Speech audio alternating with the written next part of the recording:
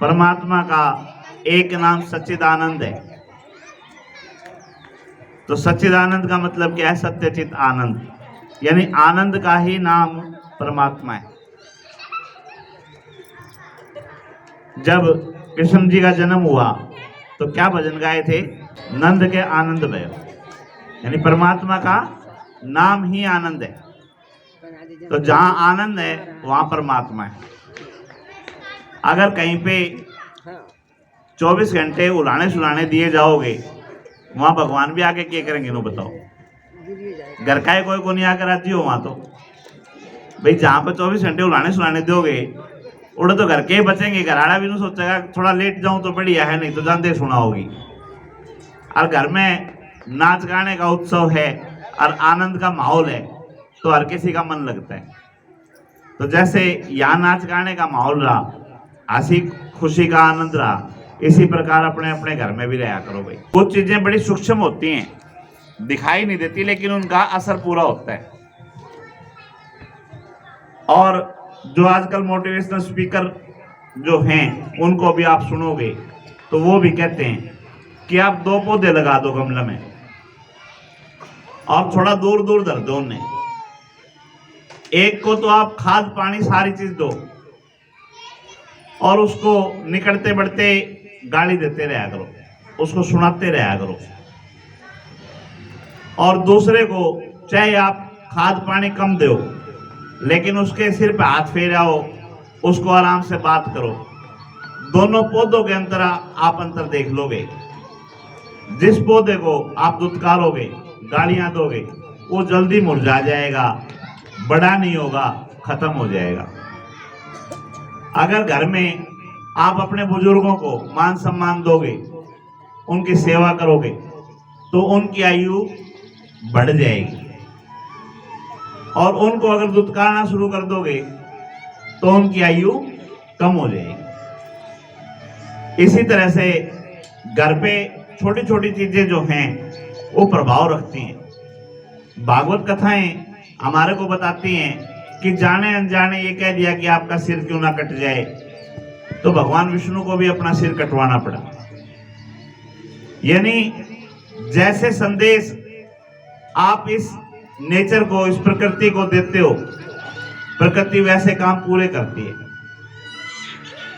छोटे बच्चों की एक कथा आती थी कि एक एंजल आ गया, यानी परी आ गई या कोई देवदूत आ गया। उसने दोनों पति पत्नियों से कहा कि भाई मैं तुम्हारे को 3 वरदान देना चाहता हूं, तो 3 वरदान ले लो। एक ने कहा, पत्नी ने कह दिया कि मेरे को तू सबसे सुंदर बना दे इस संसार में। अब दोनों पति पत्नी आपस में लड़ते रहा करते। पति बोला इसने तो तू बांदरी बना दे। भाई पहले वो खूबसूरत बना दी, फिर वो बांदरी बना दी। अब दोनों ने देखा कि तो तेरा जीवन बिगड़ गया, बोला हम तो जिसे दे उसे बना दे। तो तीनों जो वरदान थे वो गए। यानी प्रकृति जो है, नेचर, जिसको हम माँ कहते हैं, भागवत के अंदर भी इसका वर्णन है, देवी भागवत में भी इसका वर्णन है। भागवत में जब कृष्ण भगवान ने अपना परिचय दिया तो उसने कहा कि ये पूरी सृष्टि जो है ना, ये सारा मेरा ही स्वरूप है, और मेरी नाभि से नीचे ये सारे लोग रह लिए, और इससे ऊपर का जो है वो सारा का सारा वर्णन किया। ये आंखें जो हैं ये मेरी सूरज और चांद हैं, ये नदियां जो बह रही हैं ये मेरे अंदर जो रक्त बह रहा है वो है, और जो ये पहाड़ हैं ये मेरी हड्डियां हैं। यही देवी भागवत के अंदर वर्णन है कि मेरा संपूर्ण जो शरीर है वो सारी ये प्रकृति ही है। लेकिन आप और हम ये सूक्ष्म आंखें लिए हुए हैं, ये पूरी प्रकृति को हम देख ही नहीं सकते। हम यही नहीं देख सकते कि इस स्कूल से बाहर क्या है क्या नहीं, तो पूरी प्रकृति को कहां देखेंगे। इसलिए मां से प्रेम करने के लिए या प्रकृति से प्रेम करने के लिए हम इनका सहारा लेते हैं। जो स्वरूप हमारे को दिखाई देते हैं इनका सहारा लेते हैं, क्योंकि एक आकृति से तो हम प्रेम कर सकते हैं, पूरे नेचर के साथ कैसे प्रेम करें। कहने को आसान है कि सब में समभाव से देखना। कुत्ते बिल्लियां न छोड़ो, सगे बेटा में दुबात हो जाए, सगे बेटा में ही दुबात हो जाती है।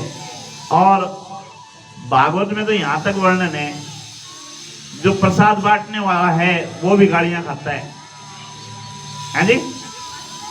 क्यों? अपने यहाँ क्या क्या कहते हैं, आंधा बाटे रेवड़ी और अपने अपने न दे। मतलब जिसकी आंखें नहीं है वो भी जब प्रसाद बांटना शुरू करता है तो वो भी अपना और पराया बांट देता है। इसलिए प्रसाद बांटने वाला गाली खाता है कि भाई तू सारे न बराबर क्यों नहीं बांटता। तो हम समस्त संसार को एक भाव में देखें, इसके लिए तो बहुत अभ्यास करना पड़ता है। तो परमात्मा से प्रेम करने के लिए हमारे पास में ये रूप हैं कि आप शेरा वाले को पूजो, आप काली को पूजो, आप दुर्गा को पूजो, आप सरस्वती को पूजो, आप कृष्ण को पूजो, आप राधा को पूजो, आप विष्णु को पूजो।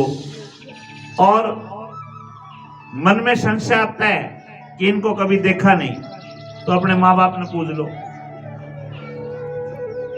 वे अपने माता पिता को पूज लो, उनको ही दुखी मत करो, उन्हीं में परमात्मा का रूप देख लो, तो मां तो उसमें भी प्रसन्न है।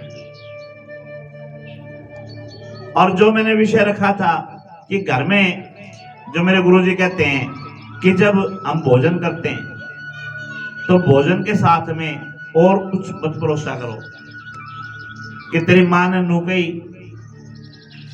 आ तेरी भाण नू को थी, या तेरी जो भाई की बहू है इसने मेरा जीना दू भर कर रखा है, या जो छोरे की बहू आ रही है या मेरा कया नहीं मानती। भाई खाने के साथ उसको मत परोसा करो।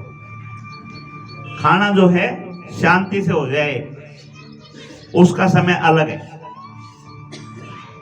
हमारे घर में रसोई अलग है, बाथरूम अलग है, अतिथि का घर अलग है, स्टोर अलग है, बेडरूम अलग है, और सब चीजों की अलग अलग काम है। यूं बताओ, रसोई बाथरूम में नहीं, खाना बाथरूम में जाकर बनाओगे या रसोई में नहाओगे, या अतिथि घर में जाकर सोओगे और अतिथि को बेडरूम में पहुंचाओगे? व्यवस्थाएं सारी बिगड़ जाएंगी। हमारी जो ज्योतिष है, ज्योतिष के अंदर भी 12 भाव बनाए हैं, 12 घर बनाए हमने। तो 12 घरों को हमने सबके अलग अलग काम सौंपे हैं। चौथा घर हमारा सुख का है, घर का है, और 10वां घर हमारा कर्म का है, काम का क्षेत्र है। यानी जहां आपकी दुकान हो वहां पे अगर भजन चलेंगे तो कमाओगे कदम। खेत में जाके तुम काम छोड़कर राम के नाम लेने शुरू कर दो, फिर तुम क्या उम्मीद करो कि सामने दाने लाओगे करने हैं? है भाई, सबका स्थान अलग है ना। और घर में जहां सुख शांति होनी चाहिए, अरोड़ा अखाड़ा बना दोगे तो घर में शांति रहेगी। तो जिसका जहां स्थान है वो चीज वहीं होनी चाहिए। ये छोटी छोटी बातें आपके समझ में आ जाएं तो भागवत सार्थक हो जाएगी। आज हमने सब ने भगवान की शादी का उत्सव मनाया। इसी प्रकार आप सबके घर में उत्सव मनते रहें। इसके साथ कथा को विश्राम करेंगे।